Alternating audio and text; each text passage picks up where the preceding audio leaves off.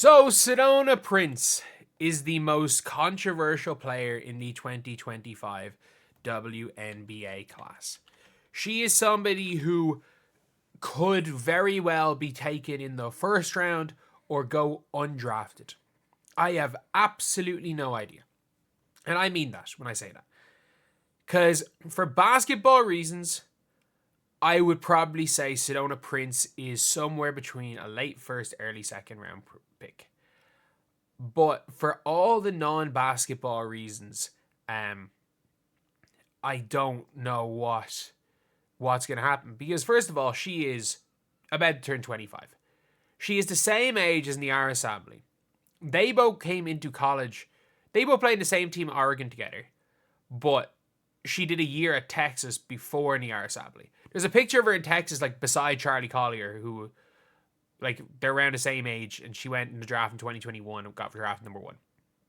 And then there's the picture of Sedona Prince playing at Oregon, where it's like Sedona Prince, Satu Sabally, Niara Sabally, Sabrina Ionescu, all playing on the one team, and that wasn't even her freshman year. Sedona Prince is the same age as Niara Sabally. And Niara Sabally is entering her 4th WNBA season. And Sedona Prince is going to be drafted. So she's a couple of months younger than Leonie Fibic. She is by far the oldest player in this draft class. At 25 years old, I'm trying to think, Lou Lopez Seneschal was drafted at that age as far as I'm aware. She was drafted in 2023. Yeah, so like Lou Lopez Seneschal was 25 years old. She was injured her rookie season. Her first season after being drafted, but she was 25 and was taken 5. So a lot of times they're not really too worried about the ages of players in the WNBA. So the thing is with Sedona Prince is that there's the off-the-court issues. She has multiple accusations of abuse. She has multiple DV accusations as far as I'm aware. And then you've seen things like the Washington Post that are out here calling her an activist, faces abuse claims. But it's like, she is the person, by the way, that really pushed. Like, Sedona Prince is a big reason, by the way, why the women are allowed to use the name March Madness. Like, her thing of, do you remember Viral back in the day? When the viral picture of the women's gym during the tournament was shown, it was her that pushed for all of that. So because of that, and like ESPN are posting like full articles being like no charges filed for alleged assault. And obviously, look, this is something that, are you like in a innocent till proven guilty situation, or is it like multiple accusations? Is that taken seriously? Because on the court, she's playing for a really good TCU team, and she's been their second best player after Hailey Van Lith, and she's 6'7". She's 6'7". Yes, I don't think plays a little bit soft at times. She's averaging like 3 blocks a game as well. So on the court, she is a first rounder. Late first rounder, I'd say, just because of her age. But what team is willing to take a risk on the backlash from fans if you take Sedona Prince? Teams that you can guarantee are not going to take Sedona Prince are the Seattle Storm and the Indiana Fever. You are not you're not doing that. Like, the Fever have already brought in one person that might cause drama in Bree Turner amongst the fan base. They are not, under any circumstances, going to draft Sedona Prince. And the Seattle Storm, because the Seattle Storm have all the kind of allegations and the issues with their team, I don't see them taking her, just because of the optics more than anything. And a lot of people are saying, like, if she's good enough, the optics don't matter. But she's not that good. She's not that good.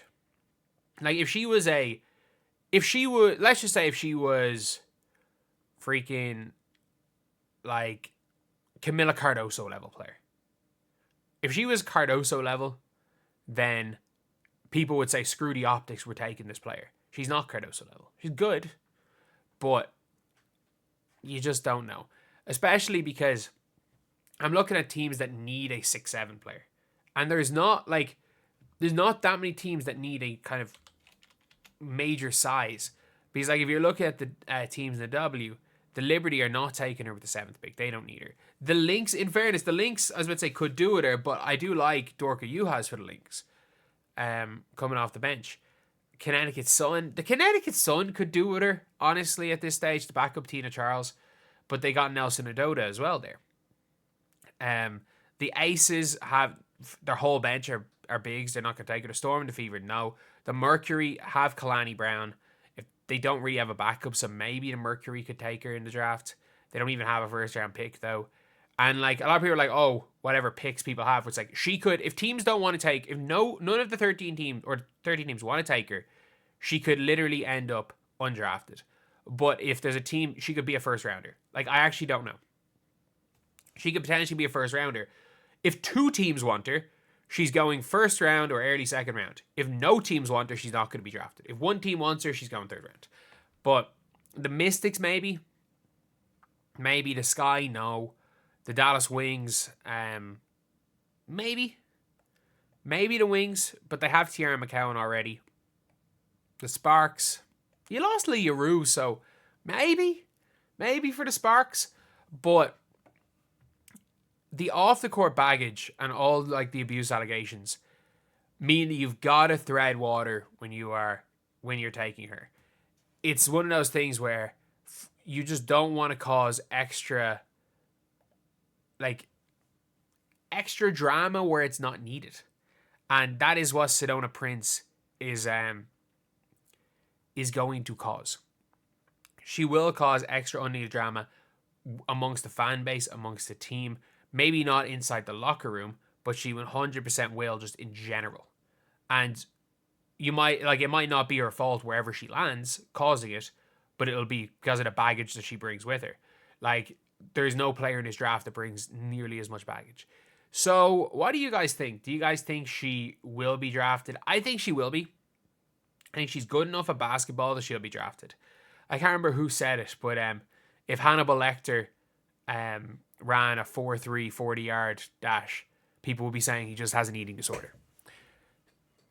She is good enough to be drafted if there was none of this baggage. I'm not sure, though, if the baggage...